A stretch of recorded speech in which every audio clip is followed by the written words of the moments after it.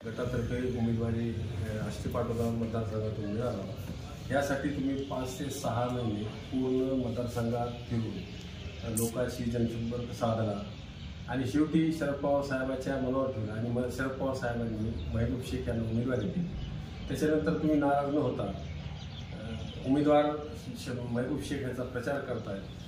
तुम्ही कशा पद्धतीने आता ह्या संदर्भात तुम्ही पत्रकारांना काय सांगता आणि जगात आपले लोकांना काय मेसेज देतात, त्याची परिस्थिती काय?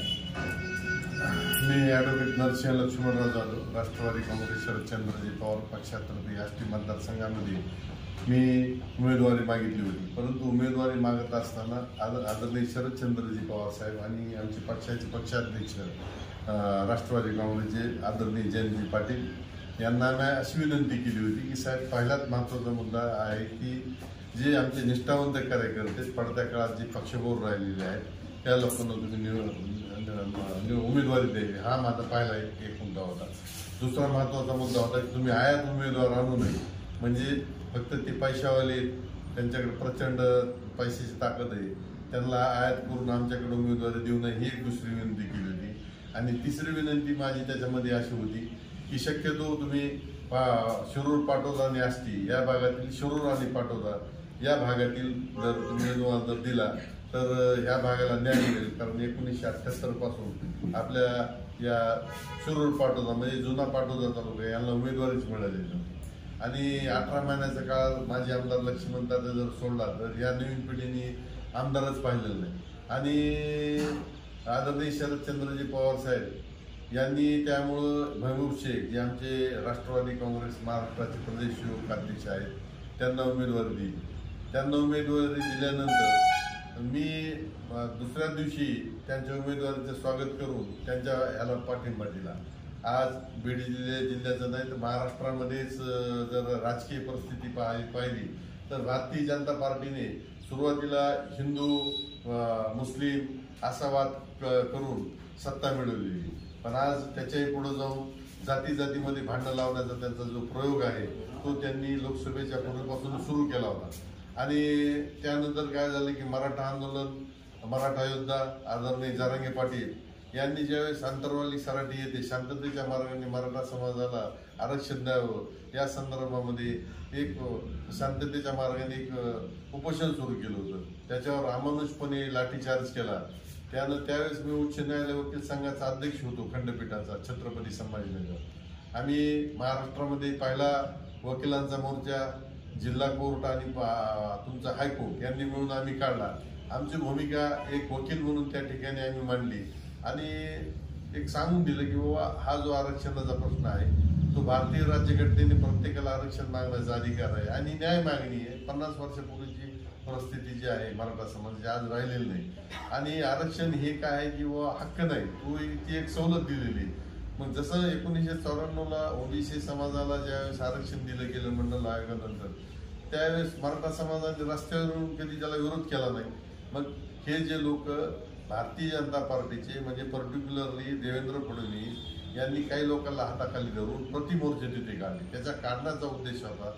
आणि सगळ्यात मला आश्चर्याची गोष्ट होती जी मंत्रिमंडळात मंत्री छगन भुजबळ सारखे एकदम सिनियर मंत्री त्यांना सगळा कायदा माहिती, यांनी विनाकारण समाजात तेढ निर्माण करण्यासाठी जे प्रतिमोर्चे काढते त्यांना पाठिंबा दिला। वास्तविक पाहता त्यांची नैतिकता होती, ते शासनाची हे होती, त्यांनी राजीनामा देऊन बाहेर यायला पाहिजे होतं, म्हणून इकडे सत्तेचे हाव त्यांना सुटत नाही आणि इकडे समाजामध्ये दुही करायची। तर एक ही परिस्थिती समाजाकडे चुकीचा संदेश चाललेला आहे। आणि आष्टी मतदारसंघाचा जर विचार केला तर आष्टी मतदारसंघामध्ये आज मी उच्च न्यायालय खंडपीठामध्ये 28 वर्षापूर्वी काम करतो। माझं स्वतः पाटोदा प्रॉपर गाव आहे, माझी दुसरी जनरेशन आहे आदरणीय शरदचंद्रजी पवार साहेबांशी काम करते। माझे लहाने बंधू तालुका अध्यक्ष म्हणून आज पाटोद्याचे शरदचंद्रजी पवार साहेब पक्षाचं काम करतात। मी लिगल सेलचा महाराष्ट्राचा उपाध्यक्ष आणि मराठवाड्याचा प्रमुख आहे। तर या मतदारसंघामध्ये एक आष्टीचेच आतापर्यंत एक म्हणजे भीमराव धोंडे 20 वर्ष झाले आमदार, सूर्यदास 15 वर्ष, 5 वर्ष आजबे काका, त्याच्या आधी सुद्धा आजबे काकांच्या घरी आमदारकी होती। आणि या मतदारसंघामध्ये आज एक कारखाना नाही, सहकारी साखर कारखाना, एक इंडस्ट्री नाही। पाटोदा शहरामध्ये मिनी MIDC साठी काही जमीन ॲक्वायर झाली 30-35 वर्षापूर्वी म्हणजे आमच्या लहानपणी, पण त्याचा एक छोटासा सुद्धा उद्योग नाही. 1800 कोटी आज जलजीवनमध्ये बीड जिल्ह्याला आपल्या आले, परंतु या जलजीवनच्या मिशनच्या वॉटर सप्लाय योजनेमध्ये खूप भ्रष्टाचार आहे. साधं वॉटर फिल्टर तर सोडा, गाळ येतोय. म्हणजे सामान्य माणसं त्या ठिकाणी शासकीय योजनेपासून दूर आहेत. विहिरीमध्ये 25,000 रुपये द्यावे लागतील, घरकुलामध्ये भ्रष्टाचार. मग हे लोकप्रतिनिधी आपलं काय काम करतात? इव्हन पवनच्या गटातर्फे उमेदवारी आष्टी पाटोदा मतदारसंघातून मिळाला. यासाठी तुम्ही 5 ते 6 महिने पूर्ण मतदारसंघात फिरून लोकांशी जनसंपर्क साधला आणि शेवटी शरद पवार साहेबांच्या मनावर ठेवला आणि शरद पवार साहेबांनी महबूब शेख यांना उमेदवारी दिली. त्याच्यानंतर तुम्ही नाराज न होता उमेदवार महबूब शेख यांचा प्रचार करताय. तुम्ही कशा पद्धतीने आता ह्या संदर्भात तुम्ही पत्रकारांना काय सांगता आणि जगात आपल्या लोकांना काय मेसेज देतात? सध्याची परिस्थिती काय? मी ॲडव्होकेट नरसिंह लक्ष्मणराव जाधव, राष्ट्रवादी काँग्रेस शरदचंद्रजी पवार पक्षातर्फे आष्टी मतदारसंघामध्ये मी उमेदवारी मागितली होती. परंतु उमेदवारी मागत असताना आदरणीय शरदचंद्रजी पवार साहेब आणि आमचे पक्षाचे पक्षाध्यक्ष राष्ट्रवादी काँग्रेसचे आदरणीय जयंतजी पाटील यांना मी अशी विनंती केली होती की साहेब, पहिलाच महत्त्वाचा मुद्दा आहे की जे आमचे निष्ठावंत कार्यकर्ते पडत्या काळात जे पक्षभोर राहिलेले आहेत त्या लोकांना तुम्ही उमेदवारी द्यावी, हा माझा पहिला एक मुद्दा होता. दुसरा महत्त्वाचा मुद्दा होता की तुम्ही आयात उमेदवार आणू नये. म्हणजे फक्त ते पैशावाले, त्यांच्याकडे प्रचंड पैशाची ताकद आहे, त्यांना आयात करून आमच्याकडे उमेदवारी देऊ नये, ही एक दुसरी विनंती केली होती. आणि तिसरी विनंती माझी त्याच्यामध्ये अशी होती की शक्यतो तुम्ही शिरूर, पाटोदा आणि आष्टी या भागातील, शिरूर आणि पाटोदा या भागातील जर उमेदवार जर दिला तर ह्या भागाला न्याय मिळेल. कारण 1978 पासून आपल्या या शिरूर पाटोदा म्हणजे जुना पाटोदा तालुका यांना उमेदवारीच मिळालेली नव्हती. आणि 18 महिन्याचा काळ माझे आमदार लक्ष्मण दादा जर सोडला तर या नवीन पिढीने आमदारच पाहिलेलं नाही. आणि आदरणीय शरदचंद्रजी पवार साहेब यांनी त्यामुळं महबूब शेख जे आमचे राष्ट्रवादी काँग्रेस महाराष्ट्राचे प्रदेश युवक अध्यक्ष आहेत त्यांना उमेदवारी दिली. त्यांना उमेदवारी दिल्यानंतर मी दुसऱ्या दिवशी त्यांच्या उमेदवारीचं स्वागत करून त्यांच्या याला पाठिंबा दिला. आज बीड जिल्ह्याचं नाही तर महाराष्ट्रामध्येच जर राजकीय परिस्थिती पाहिली तर भारतीय जनता पार्टीने सुरुवातीला हिंदू मुस्लिम असा वाद करून सत्ता मिळवली, पण आज त्याच्याही पुढे जाऊन जाती जातीमध्ये भांडण लावण्याचा त्यांचा जो प्रयोग आहे तो त्यांनी लोकसभेच्या पूर्वीपासून सुरू केला होता. आणि त्यानंतर काय झालं की मराठा आंदोलन, मराठा योद्धा आदरणीय जरांगे पाटील यांनी ज्यावेळेस आंतरवाली सराटी येते शांततेच्या मार्गाने मराठा समाजाला आरक्षण द्यावं या संदर्भामध्ये एक शांततेच्या मार्गाने एक उपोषण सुरू केलं होतं. त्याच्यावर अमानुषपणे लाठीचार्ज केला. त्यावेळेस मी उच्च न्यायालय वकील संघाचा अध्यक्ष होतो खंडपीठाचा छत्रपती संभाजीनगर. आम्ही महाराष्ट्रामध्ये पहिला वकिलांचा मोर्चा जिल्हा कोर्ट आणि तुमचा हायकोर्ट यांनी मिळून आम्ही काढला.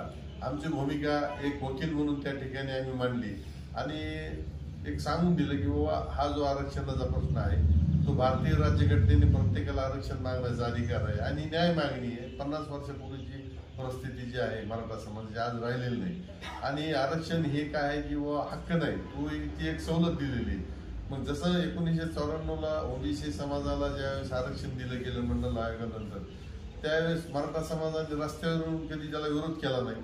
मग हे जे लोक भारतीय जनता पार्टीचे म्हणजे पर्टिक्युलरली देवेंद्र फडणवीस यांनी काही लोकांना हाताखाली धरून प्रतिमोर्चे तिथे काढले, त्याचा काढण्याचा उद्देश होता.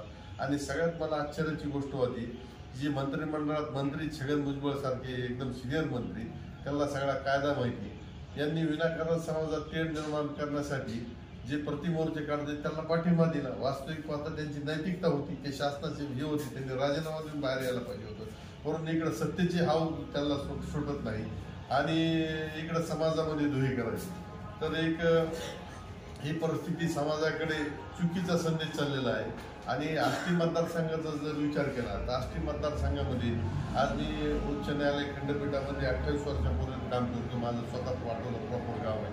माझी दुसरी जनरेशन आहे आदरणीय शरदचंद्रजी पवार साहेबांशी काम करते. माझे लहाने बंधू तालुका अध्यक्ष म्हणून आज पाटोदाचे शरदचंद्रजी पवार साहेब पक्षाचे काम करतात. मी लिगल सेलचा महाराष्ट्राचा उपाध्यक्ष आणि मराठवाड्याचा प्रमुख आहे. तर या मतदारसंघामध्ये एक आष्टीचेच आतापर्यंत एक म्हणजे भीमराव धोंडे 20 वर्ष झाले आमदार, सूर्यदास 15 वर्ष, 5 वर्ष आजबे काका, त्याच्या आधी सुद्धा आजबे काकांच्या घरी आमदारकी होती. आणि या मतदारसंघामध्ये आज एक कारखाना नाही, सहकारी साखर कारखाना, एक इंडस्ट्री नाही. पाटोदा शहरामध्ये मिनी MIDC साठी काही जमीन ॲक्वायर झाली 30-35 वर्षापूर्वी, म्हणजे आमच्या लहानपणी. पण त्यात एक छोटासा सुद्धा उद्योग नाही. 1800 कोटी आज जलजीवनमध्ये बीड जिल्ह्याला आपल्या आले. परंतु या जलजीवनच्या मिशनच्या वॉटर सप्लाय योजनेमध्ये खूप भ्रष्टाचार आहे.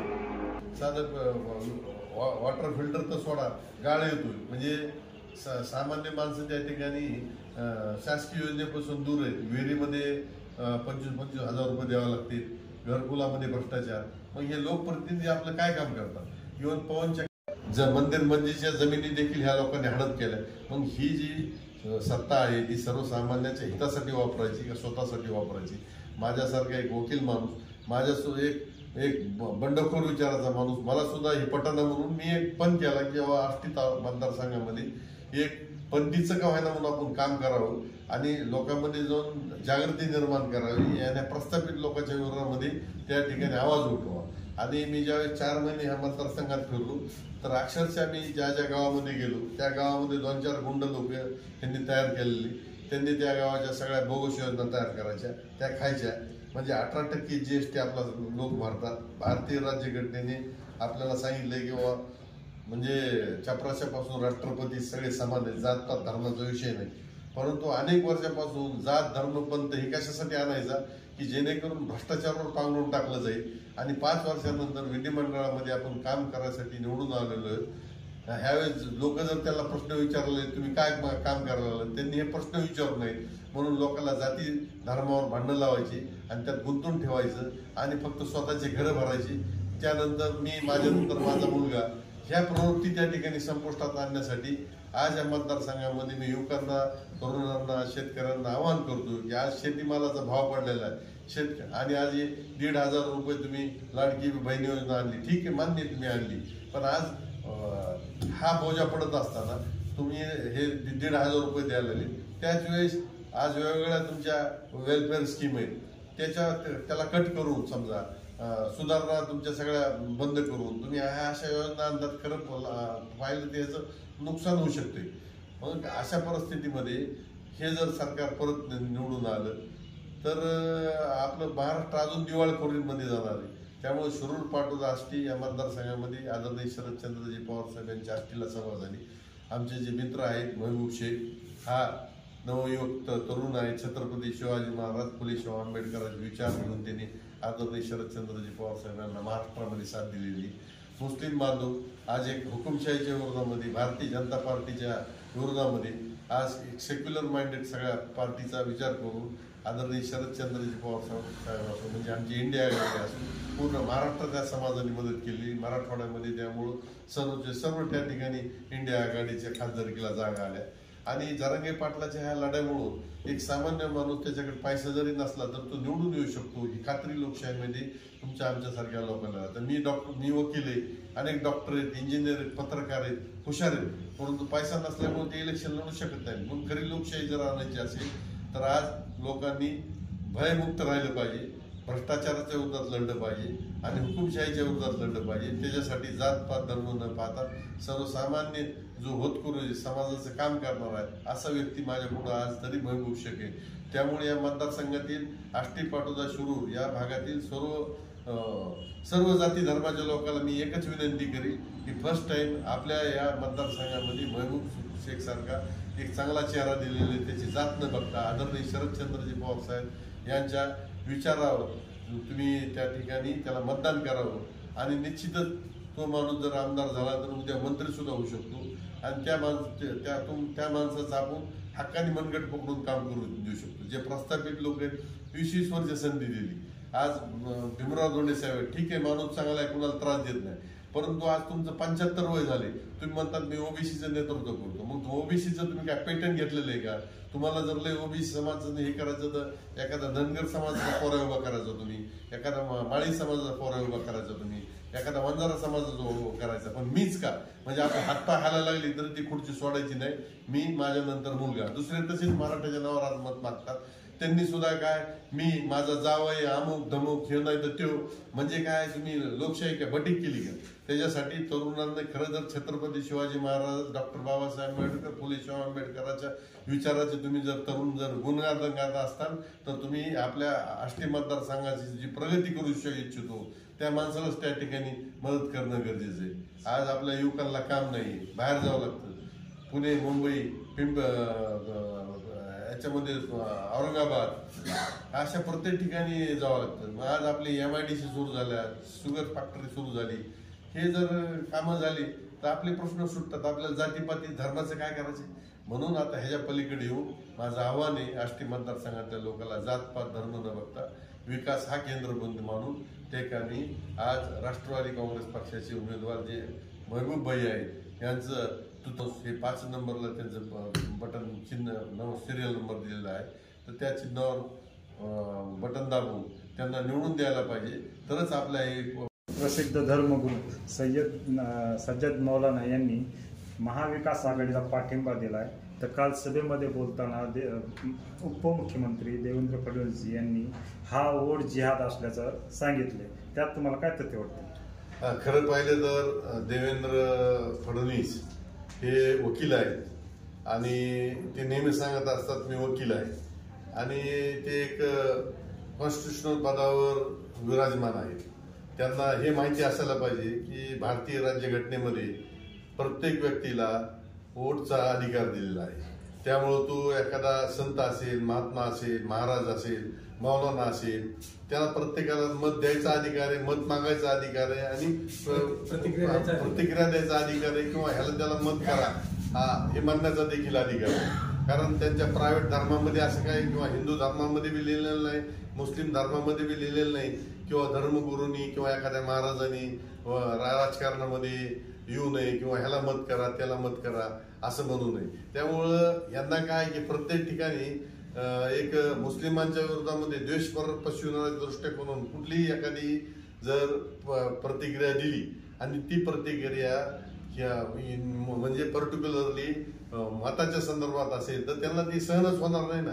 जर एखाद्या मुस्लिमाने जर भारतीय जनता पार्टीला सपोर्ट केला आणि त्याला मतदान करा म्हणलं की तो जो आहे तो त्यांच्या दृष्टिकोनातून देशभक्त, परंतु त्यांच्या विरोधामध्ये मतदान करा म्हणलं की तो देशद्रोही होतो. हे त्यांचा जुनाच फंडा आहे. त्यामुळे मला असं वाटतं की बाबा यांच्या या डुप्लिकेटपणावर जास्त लक्ष देऊ नये. कारण आज महात्मा गांधीचं जर उदाहरण घ्यायचं म्हणलं तर भारतामध्ये भारतीय जनता पार्टीचे लोक, त्यांचे RSSचे लोक महात्मा गांधीच्या मारेकऱ्याला नथुराम गोडसेचा उदो करतात, जय जय करतात. आणि ज्यावेळेस हे पंतप्रधान देशाच्या बाहेर जातात तिथं प्रत्येक भाषणामध्ये महात्मा गांधीचं नाव घेतात. यांचं काय आहे की यांच्या विचारामध्ये आणि कृतीमध्ये खूप फरक आहे. ज्यांनी भ्रष्टाचाराचे आरोप केले 2014च्या पूर्वी सगळ्या देशातल्या काँग्रेस संपवायची त्यांनी वल्लग्न केल्या, त्यांना जेलमध्ये टाकायच्या वल्लग्न केल्या, परंतु ह्यांच्या तोंडाला इतकं पाणी सुटलं की जेवढे भ्रष्ट पैशावाले ते सगळे त्यांनी स्वतःच्या पक्षामध्ये घेऊन त्यांच्या वॉशिंगमध्ये टाकून त्यांनाही केलं. त्यामुळं खरं पाहिलं तर काय आहे की जात धर्म पंथ हा मुळात RSS अजेंडा आहे. पूर्वी हिंदू आणि मुस्लिम हा वाद निर्माण केला, त्यानंतर त्यांना ती बी खपानं गेलं म्हणून OBC मराठा वाद निर्माण केला, आणि त्यांना त्यांच्यामध्ये ब्राह्मण्यवाद वाढवायचा आहे आणि स्वतःची सापोळी त्या ठिकाणी कशी भागवायची आहे हेच त्यांनी वर्षानुवर्ष बघितलेले. आणि हा जो उपमुख्यमंत्री आहे कर्मठ विचाराचा मुख्यमंत्री, म्हणूनच त्यांनी जरांगे पाटलावर त्या ठिकाणी हल्ला केला. आणि म्हणून जरांगे पाटलावर हल्ला केल्यामुळे आता मराठा समाज पूर्ण RSSच्या शाखा बंद पडल्या. कारण मराठा मुस्लिम वाद लावल्याशिवाय ह्यांच्या पोळी हे करत नाही.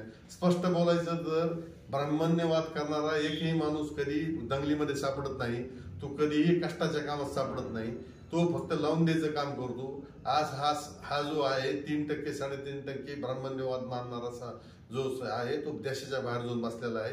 तिथून तो स्वतः हिंदू जिहाद सुरू करतो. खरं म्हणलं तर छत्रपती शिवाजी महाराजांचे विचार भारतीय राज्यघटनेमध्ये आलेले. भारतीय राज्यघटनेमध्ये सेक्युलर हा शब्द ह्या भारतीय जनता पार्टीने बदनाम केला.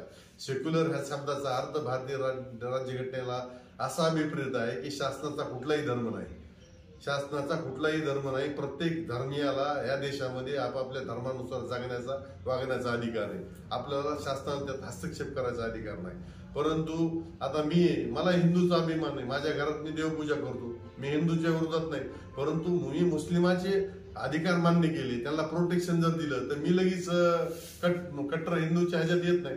त्यांना असे कट्टर हिंदू पाहिजे की ज्यांनी अल्पसंख्यावर हल्ले केले पाहिजे, अल्पसंख्याकांना बदनाम केलं पाहिजे, असे त्यांना लोक तयार करायचे आणि ह्याच्यातून समाजामध्ये विद्वेष निर्माण करायचा. कारण जर तुम्ही जातीपातीच्या ह्याच्यामध्ये भांडत बसले तर मूळ इश्यू बाजूला राहतात. भ्रष्टाचार, भय हे जे आहे ते बाजूला राहतं आणि आज विकासावर बोलायची गरज राहत नाही. त्यामुळे हे मुद्दे तयार करतात. त्यामुळे मला असं वाटतं की भारतीय जनता पार्टीचा हा जुनाच अजेंडा आहे, ज्यामध्ये ते नेहमी असं मुस्लिमाला त्या ठिकाणी टार्गेट करायचं आणि हिंदू वोट घ्यायचं, हे सगळं त्याच्यामध्ये आहे. त्यामुळं काही लक्ष देऊ नये असं मला वाटतं.